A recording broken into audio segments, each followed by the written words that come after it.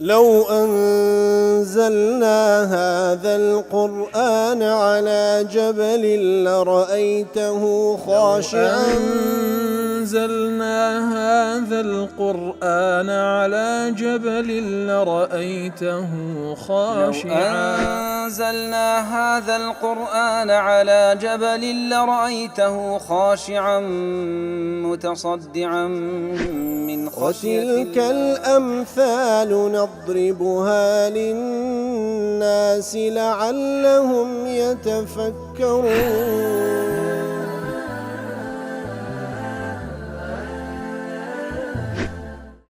الحمد لله والصلاة والسلام على رسول الله وعلى آله وصحبه ومن والاه.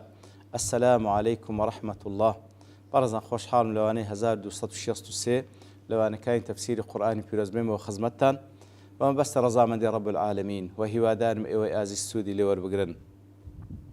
أعوذ بالله من الشيطان الرجيم. بسم الله الرحمن الرحيم. قال رب السجن أحب إلي مما يدعونني إليه وإلا تصرف عني كيدهن أصب إليهن وأكن من الجاهلين. بەڵە خۆشەویستان ئەو کولە دووانێ ڕابردوو لە خزمەت ئاەتی پیرۆزەدا بووین.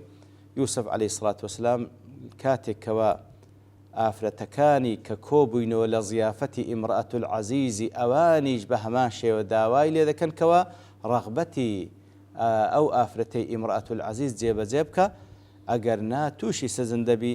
قال رب السجن أحب إلي مما يدعونني إليه. يوسف عليه الصلاة والسلام دەفەرمی ئەی پەروەردگارە سزن لام خۆشەویسترە لەوەی کە ئەوان داوام لێ دەکەن کەوا ئەو کارە نابەجێیە بکەم وإلا تصرف عني كيدهن ئەگەر بێت و کەید و پیلان و مەکری ئەوان لێم لا نەدەی ئەصب إليهن مەیلم پەیدا دەبی لە بۆیان وأكن من الجاهلين دێمە ڕیزی جاهلان ئەوانەی کەوا حەقی تو نازانن.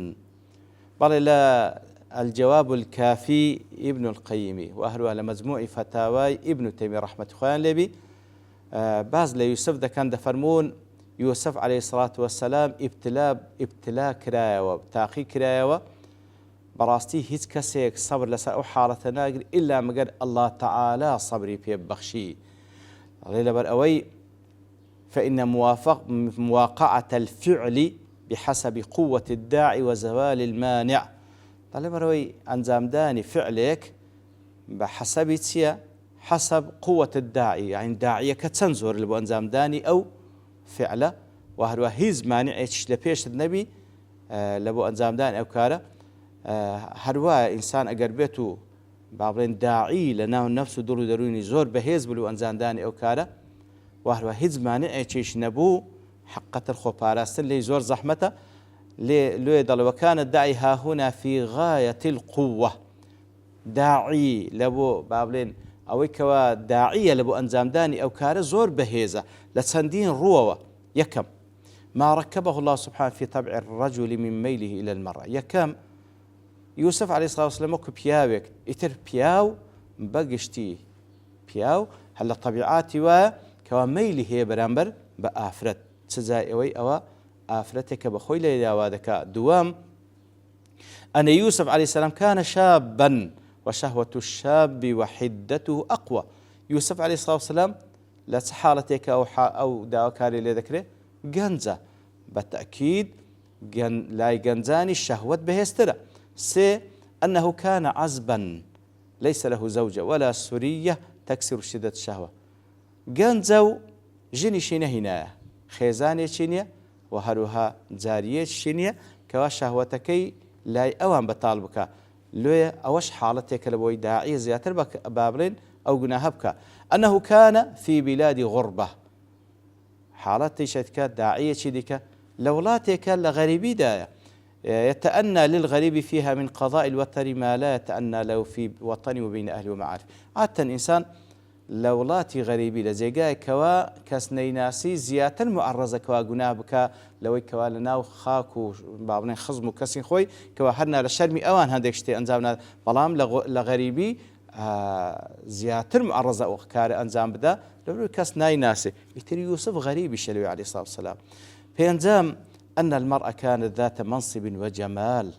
أفرتك بالتأكيد ئافرەتێکە منصبه امرأة العزيزة بالتأكيد جوانشة لبر أوي بحيث بشوي طبعا عزيز ومسؤولين عادة لدو أفرت جوانك وتخيزاني عزيز مصر بالتأكيد جوانشة ومنصبه بحيث إن كل واحد من هذين الأمرين يدعو إلى مواقعة هل يقلو دو حالتان أقر بس منصبها بوا ياخذ بس جواني بتسزع هردو شي هي منصب جواني هي عيني أوش هالداعية لبويكوا أوكارا لقال أنزام دا الشام أنها طلبت وأرادت وبذلت الجهد نكر أوان دا بلكو أو أفتب خوي داوادكا وجهديش نشان دا بابلين جهديش أنزام داو همو أسباب كاني لبو أمادة كردية فكفته مؤنة الطلب وذل الرغبة إليها كواتو بخوي داوادكا ليرة دا معنى بيوزناكا يوسف بخوي داواي ليبكاو عادة داوا كاريش نوع زليلية شتدا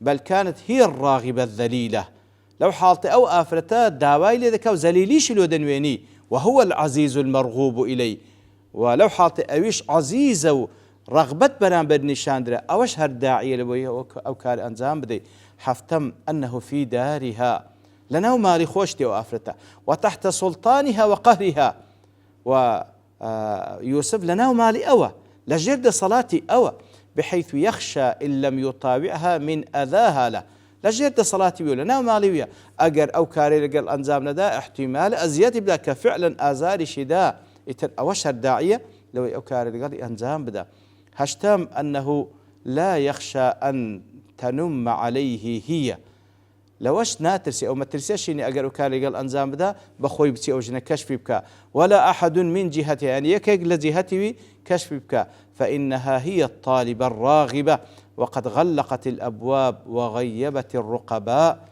قالت لوش ناترسي لي كشف بلي أشكره بخوي تداوى ذاك أفتى همو أسبابه كار كانش أنزا ما ذكر ديو درجة كاني داخستي وكسي لو هنا هشتيا لخالي نويم أنه كان في الظاهر مملوكا لها في الدار ظاهرا يوسفيش عليه الصلاة والسلام لو حالته مملوكا لها وكبلي غلامي أول لو ما رد بحيث يدخل ويخرج ويحضر معها ولا ينكر عليه بشيوه كوا أقر بش بيندري اعتيادي وغلامي ودستجوري وديت دريو كسيش بيان بيني بيكوا شبهي هيتيان ليناك وكان الأنس سابقا على الطلب وهو من أقوى الدواعي كواتا إتر أو بيكوا جيانيان لقل يكتل ليق مالدا أو الشيق ولا داعي هرب قوة كان أقر بيت يوسف ميلي هبا لقل أنزام بدا لا خالد إنها استعانت عليه بأئمة المكر والاحتيال فأرته إياهن وشكت حالها إليهن لتستعين بهن عليه تمشاكل حالته شديك لدوائي وكواب خوي هيسي بي أنزام ندرى لقل يوسف هات أو أفرتانا شخر كردوا تأيدي أوانيشي لبو خوي بيدا كردو أوانيش كنشاني يوسفي نشان أواندا أوانيش بيكوا داوان لي يوسف كردو وكبلي زياتر داوا كاريكا لسر يوسف بهستر بو وهل على خالش دي كأنها توعدت بالسجن والصغار هرشي لذكا أقربيتو أو داوا كاري زيبزيو نكاتن سزني دكاو وهروها رسواي دكا كأوش زورك لزوركاني إكراه كردن وإجبار كردن إذ هو تهديد من يغلب على الظن وقوع ما هدد به تهديد هرشيك للا انكسك وكوا لدستي دي جيبزيش بكا كواتا أوش هر باسابك أقر يوسف بيولو خوي بكاري بيني عليه الصلاة والسلام لخالي يشيدك أن الزوج لم يظهر من الغيرة والنخوة ما يفرق به بينهما ويبعد كلا منهما عن صاحبه بل كان غاية ما قابلها به أن قال ليوسف أعرض عن هذا والمر واستغفر لذنبك إنك كنت من الخاطئين حتى وكذلك كم پیاوەکەش کە لە دەرگا گەیشتە ئەوان کەوا لە بۆشیان ڕۆم بۆوە ئافرەتەکەیە هەوڵیدا ئەو کارە لەگەڵ یوسف ئەنجام بدە غیرەتی وای نەجوولا سبحان الله ئەو پەڕی ئەخیر شت پێیگۆ يوسف عليه الصلاة والسلام أعرض عن هذا بشتي ليبكا وازي ليبينا لبيرك أو حالتي بأفرتك أجدر واستغفري لذنبك دا أولي خوشبون بك لو حالتي وشدة الغيرة للرجل من أقوى الموانع هو أجر غيري هبوة أو بياوة دبو مانع إيش بهيز لو يكوا يوسف لو فرضنا أوانش داوي ليبكن بڵێ ئەو پیاوە غیرەی هەیە، بەڵام ئەو پیاوە هیچ غیرەی نییە، پێی ئاسایی و هەر ئەو هەندە استغفری لذنبك ومع هذه الدواعي كلها لەگەڵ ئەو هەموو داعیەکەوە بەڕاستی لە هەموو لایەک داعیە لە بۆی کەوا ڕێگا خۆش بکات بۆ یوسف ئەو کار ئەنجام بدە، بەڵام فآثر مرضات الله وخوفه، بەڵام ئەو چی هەڵبژار؟ ڕەزامەندی الله تعالى و ترسان لە خوای هەڵبژار. وحمله حبه لله على أن اختار السجن على الزنا. سبحان الله. کەواتە خۆشەویستی لە بۆ خوای گەورە وای لێ کرد سجن هەڵبژێری لەسەر ئەوەی کەوا زینا بکە. قال رب السجن أحب إلي مما يدعونني إليه وعلم أنه لا يطيق صرف ذلك عن نفسه وهروە لە یوسف دەزانی کەوا ناتوانی بەخۆی بەڕاستی ئەو هەموو داعیە لە خۆی پاس بدا و خۆی نەجات بدا. وأنها ربه تعالى إن لم يعصمه، أجر پروردگاری نەیپارێزی ويصرف عنه كيدهن، كيد پیلان و مەکری ئەوان لێی نەدا، صبا إليهن بطبعه، مەیلی لۆ پەیدا دەبی لە بۆ ئەوان هەر بە طەبیعەتی وەکو پیاوێک. وكان من الجاهلين، دێتە ڕیزی جاهلين حاشاه کەوا لێی ناوشێتەوە لێ دەفەرمی وإلا تصرف عني كيدهن أصب إليهن وأكن من الجاهلين وهذا من كمال معرفته بربه وبنفسه. کەواتە کە یوسف عليه الصلاة والسلام بەو شێوە داوا لە خوای گەورە دەکا، ئەوە بەڵگەیە لەسەر ئەوەی ئەو پەڕی خۆی دەناسی و ئەو پەڕی خوش دەناسی سبحانه وتعالى. خۆی دەناسی کەوا چەندە لاوازە ئینسان ئەگەر خوا بەهانای نەیە، خوش دەناسی کە خوای گەورە بەتوانە لەسەر هەموو شتێک.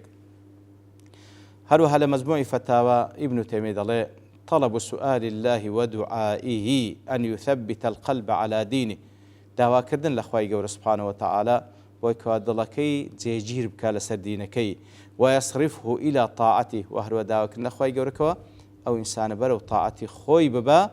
وإلا فإذا لم يثبت القلب صبا إلى الآمرين بالذنوب. بەڕاستی ئەگەر خوای گەورە ئەو دڵەی جێگیر نەکا، ئەوا دڵەکەی مەیل دەکا لە بۆ لای ئەو کەسانی کەوا فەرمانی پێ دەکەن گوناه بکا و دێتە ڕیزی جاهیلان. خوا پەنامان بدا. کەواتە بەڕاستی بەعام هەموو کەسێک بە تایبەتی لەو زڕوف و لەو وەختەی کە ئێمە تێیدا دەژین کەوا بەڕاست دەواعی گوناه گەلێک زۆرە، ئەسباب و هۆکارەکانی گوناه شەیاطینی ئینس و جن بە هەموو شێوەیەک حەوڵ لەگەڵ ئینسانەکان دەنکەوە بەلاڕێیان بن. زۆر گرنگە بەڕاستی ئەو دوعای بکەین، زۆر گرنگە کە خۆمان بدەینە پەنای خوای گەورە سبحانه وتعالى وإلا تصرف عني كيدهن أصب إليهن وأكن من الجاهلين. ڕاست خۆمان بدەینە پەنای خوای گەورە سبحانه وتعالى لەوەی کەوا بمان پارێزی. کاتێکەوە یوسف عليه الصلاة والسلام بەو شێوەیە خۆی دات پەنای خوای گەورە لە بەرامبەردا فاستجاب له ربه فصرف عنه كيدهن. ئیتر الله تعالى وەڵامی یوسف دەداتەوە پەروەردگارەکەی، فاستجاب له ربه پەروەردگارەکەی وەڵامی یوسف دەداتەوە لە دوعاکەی. فصرف عنه كيدهن فدفع عنه مما أرادت منه امرأة العزيز وصواحباتها من معصية الله. ئیتر ئەو کەید و پیلانەی امرأة العزيز و ئەو ئافرەتانی کەوا لەگەڵی دابوون کەوا مەبەستیان و تووشی معصیەت بکەن، خوای گەورە لێیلادا لە یوسف عليه الصلاة والسلام.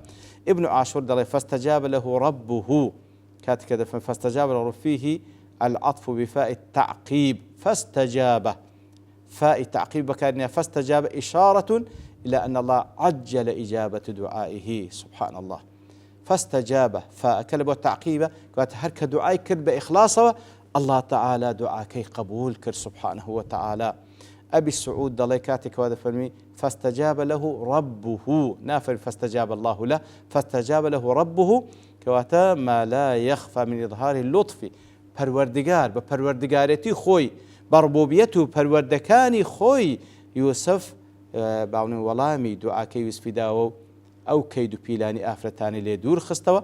إنه هو السميع العليم، لەبەرەوەی بێگومان ئەو زاتە الله سبحانه وتعالى بێگومان هو السميع لدعاء يوسف حين دعا، دەبیستی دعاکە یوسف کاتێکەوە دعا دەکە ويسمع كل داع من خلقه، هەر کەسێکی داوە لە خوای گەورە بکە خوای گەورە دەیبیستی.